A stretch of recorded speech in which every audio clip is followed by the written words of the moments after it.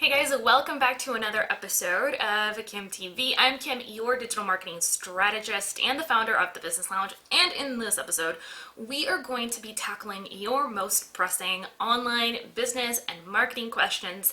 And I'm really excited about it. So if you haven't caught part number 1 yet, this is actually part 2. So I'm really excited to just dive right in and start answering your questions. So let's get to it.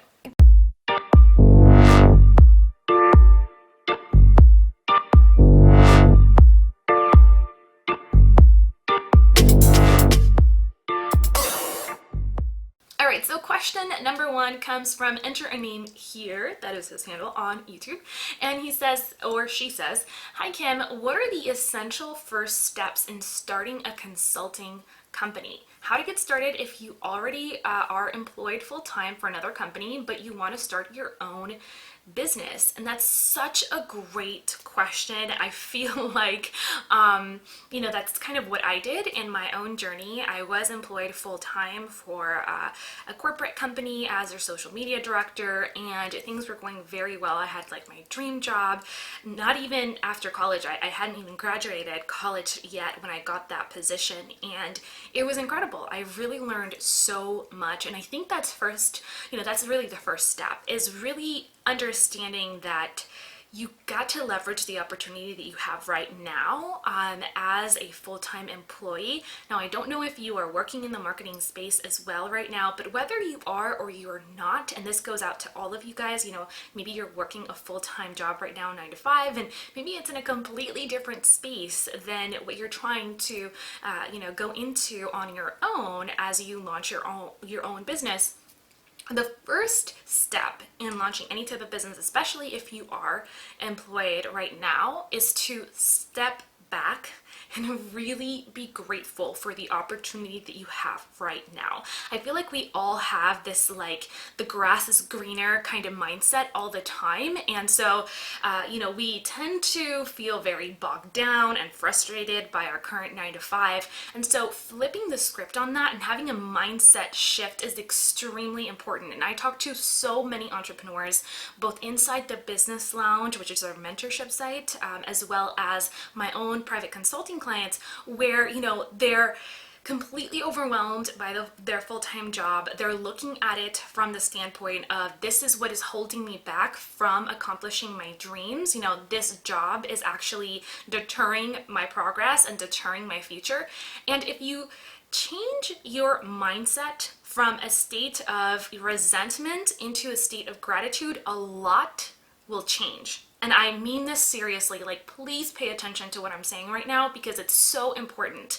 Shifting your mindset from a place of resentment to a place of gratitude can make wonders for the way that you show up, both in your side hustle, in your online business, and in your full-time job. Because here's the thing. That full-time job, that 9 to 5, that opportunity that you have to work for someone else is actually giving you the financial resources that you need so that you can show up in your side business, so that you can show up, right, in your dream kind of venture, I should say, with the right attitude, right? It's allowing you financially to pay the bills, to not stress out about, how you're going to pay for the mortgage, to not freak out because you don't know, how you're going to pay for groceries or how you're going to pay to have your kids go to school. That financial pressure can absolutely drain and consume your dream business, right? It's just going to deter you even more. And so I never recommend that entrepreneurs, whether you are, in the online space or not, just quit cold turkey and start their online business. And the reason is, financial stress is real. So there are different paths, and I'm not saying that my path is the only path. Some people definitely need that cutoff, kind of like, burning the boats, like Tony Robbins says, and then just making it happen because they thrive off the pressure. But the majority of entrepreneurs that I speak to, myself included, my husband will tell you the same thing, we made a lot of mistakes in our own journey. And I did not quit, my job kind of without having clients already. I had been working on my online business for months and months and months. I had clients on the side, so I was working, 60 hours a week, sometimes more in my actual full-time gig, and then coming home and working till 1, 2 in the morning on my clients. I did not have nights off. I did not have weekends off. I was working my buns off while I was working full-time on my business, and that gave me the financial ability to not stress out, to not freak out, because I didn't know where that next paycheck was coming from. And I highly recommend that even if you don't have a full-time job, you at least have side hustles that can enable you to invest in your business, that enable you to not stress out about, paying the bills and all that good stuff. So that would be, really step number 1 is coming at it with a mindset of gratitude and then sinking yourself into everything that you do, not just your business. Because oftentimes, we'll be at work and we're bored, we're daydreaming about our business, and that's a great thing. Like, I don't want to drown that out, like that passion, right?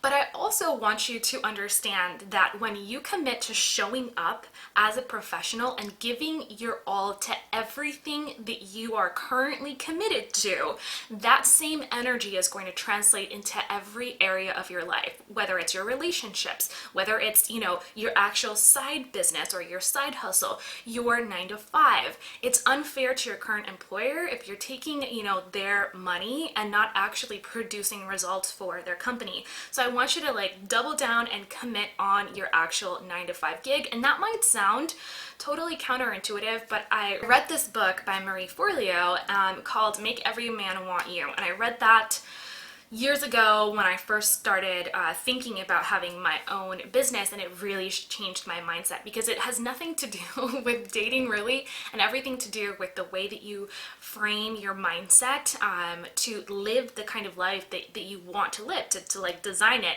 in the present moment. So not wait until you've actually, put in your resignation letter to actually start showing up in your business and in your life with a positive attitude, but doing that way before you actually do. And so that would be my advice. That would be my first step in terms of, kind of moving towards your business. And then the second thing is just, basic. You have to know your stuff. So learn as much as you possibly can about your craft. That means listening to podcasts, like our Business Lounge podcast, like watching YouTube videos like you are this one, making sure that you're taking online courses, that you're learning from people who are in the trenches right now doing the work and can guide you moving forward. Super important. Hone in on your craft. And then step number 3 is get your first couple of free clients. Do work for free. I'm a big proponent of it. I did it myself. You really want to have your skill set down pat, especially if you're going to be starting a digital marketing agency. Marketing and online marketing and digital, it's so fast paced, right? It changes all the time. I'm talking on a weekly basis. So it's really important that you're staying current, and it's very hard for you to be able to do that without actually, being in the trenches and doing the work yourself. So that's one of the things that I would highly recommend you commit to, is getting your first couple of free clients. You don't have to get a million, 3 to 5, I think is a great mix, and getting them actual tangible results now before you start your actual agency, so that by the time that you have an agency and you're getting ready to pitch your first client, you already have a solid portfolio that speaks for itself. And that really is the key here. So those would be the first 3 steps I would take. I hope that it was helpful. Enter your name here, and definitely let us know how it's going in the comment section in terms of your progress. I'd love to kind of follow along and support you as well along the way.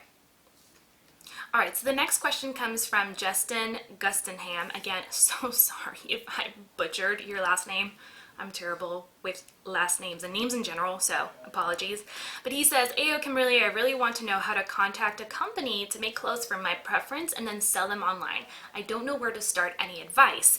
So Justin, this really isn't my forte. This isn't my area of expertise. However, I am going to refer you to one of our Business Lounge members. Her name is Monica Tovis, and she actually has an amazing YouTube channel and blog. You can reach out to her. She also has a fabulous course that'll walk you through the process of selling clothing online.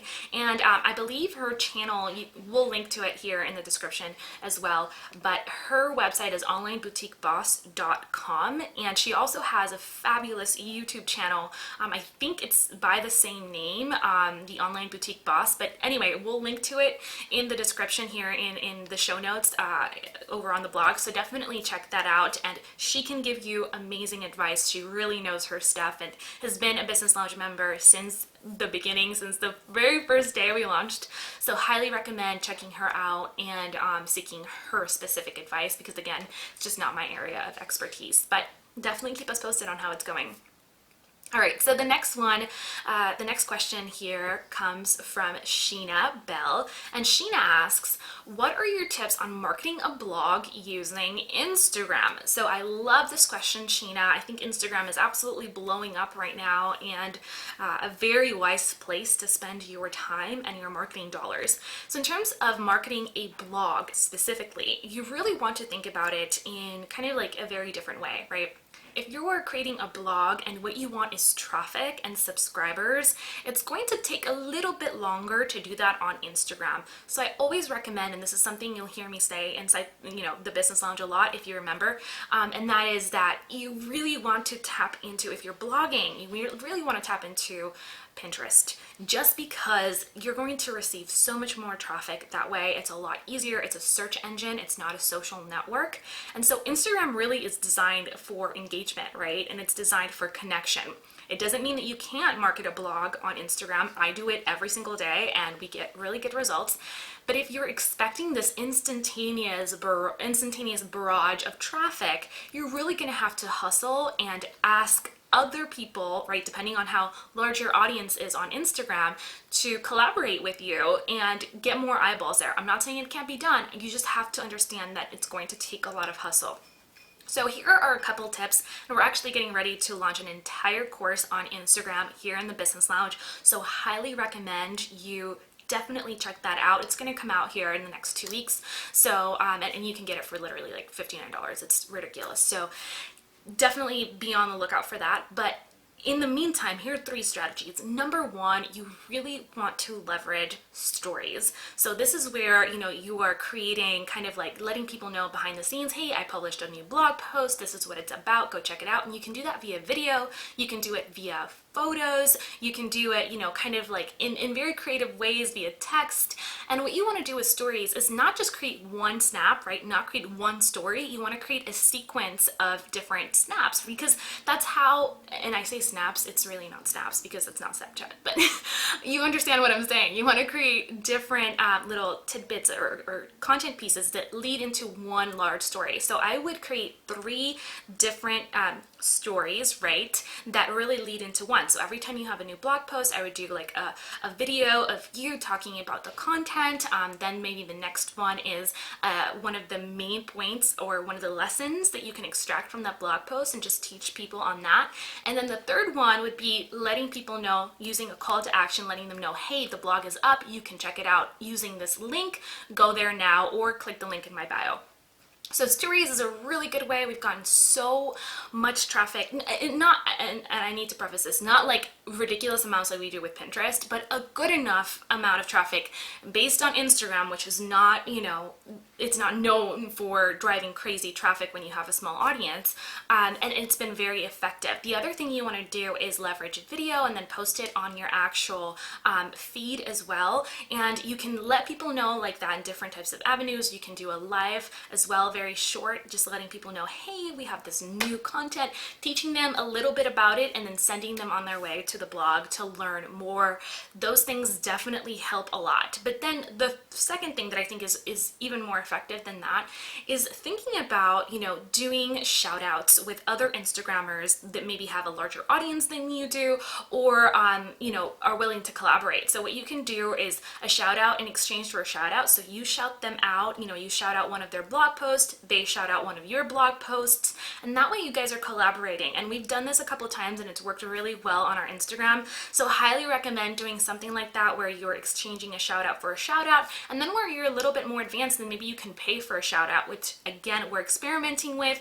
I will definitely report back on all the details via our Instagram course, but you can actually pay Instagrammers who have huge audiences, 100,000 followers or more, $20, $30 to actually shout out your blog post, shout out your Instagram page, and that way you can generate some serious traffic to your blog post, get more people to actually see it, and then market it that way. Another thing you can do is get people to sign up for your email list, right, from Instagram, again using the same strategies, just teasing content, using great lead magnets, and then inform them off the blog post, via email. That's another really great strategy. You don't always have to go from Instagram directly to the blog. You can just get them on your email list from Instagram and then notify them of a new blog post via email. So those are 3 strategies that I think you should definitely experiment with. Let me know if they helped, and yeah, keep us posted on your progress. All right, and the last question here comes from Troy Casanova, and Troy asks, how do you figure out how to charge clients? At times for small businesses, I feel like I might charge too much and lose the potential client. So Troy, great question. I think that this is something I definitely personally struggled with as well as I was first, getting, my first couple of services out the gate. But this is something that you might also feel kind of related to, or that is relatable, even if you have, a product-based business or you actually sell information like we do inside of the Business Lounge. But when it comes to pricing, finding your pricing sweet spot is super important, and we have an entire training inside the Business Lounge that'll walk you through this again. But here is the basic gist. Whenever you're launching something new into the world, I think that there's 2 things that you really need to keep in mind. Number 1 is, what is it going to take, for you or your firm to deliver this service? How much time are you going to be, really putting into the specific project, the specific service, and how much do you really want to make? So it's very important that you kind of break out the numbers, pull out your calculator, and start doing some math, some basic math, right? So service A, I might say that it'll take me, 20 hours. How much do I think is a fair compensation for that amount of time? And how much money do I actually want to make? So based off of that one service, how many clients would I need in, any month, any particular month, in order to have that service actually make sense for my individual business? And that is basic math, right? You just pull out your calculator, you multiply, more or less how many hours you're going to be spending, how much you want to actually make, and then you determine, okay, is this a service that is viable, and this is something that I actually am willing to offer at this price point. And then the second part of it, and this is something that a lot of experts will say never do, others say absolutely do, so this is just my personal take, but I think that you have to be, you gotta have your feet on solid ground as well. And what I mean by that is you have to look at your competitors to see what they are charging. Now, that does not mean, and I want to make this very clear, that you're going to base your pricing off of your competitors, okay? A lot of companies think that all they need to do is undercharge and they're just going to corner the market, and that is not the reality. I always use the example of Walmart versus Target, right? Exact same concept, department store, but completely different value proposition and completely different type of products in terms of the quality. So Target, is kind of like a little bit more luxury experience if you're shopping at a department store.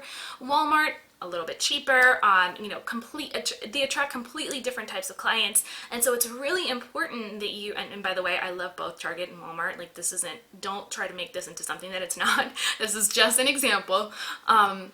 But it's really important that you kind of understand that undercutting a client isn't usually a good strategy. If you are charging the least amount in your market, you're doing something wrong, because you're going to be attracting a very low quality type of client who's going to nickel and dime you, who cannot afford your actual services, will not pay you on time, and it's just not even worth it. So what you want to do is start with the price point that you feel is fair for your clients based on the market, and then slowly increase your pricing, or do do it quickly depending on the results that you're actually getting your clients and the demand that you have. So this is how I did it. I feel like it's a lot easier to start with a lower price and increase it than to come back and decrease your services, because it just makes you, it just puts out the wrong message, I think, for specific, in the market and for specific clients. It's like, okay, so what? Your service was $3,000 last month and now it's $1,000?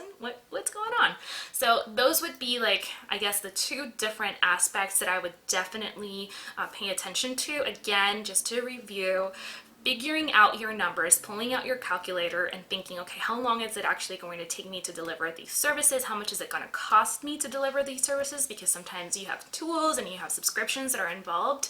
And then of course, are you willing to offer it for that price point, and what are other people charging, just to get an idea and a benchmark, not to actually price your specific services according to that. So I hope that was helpful. I hope that it made sense. And again, definitely keep us posted on your progress.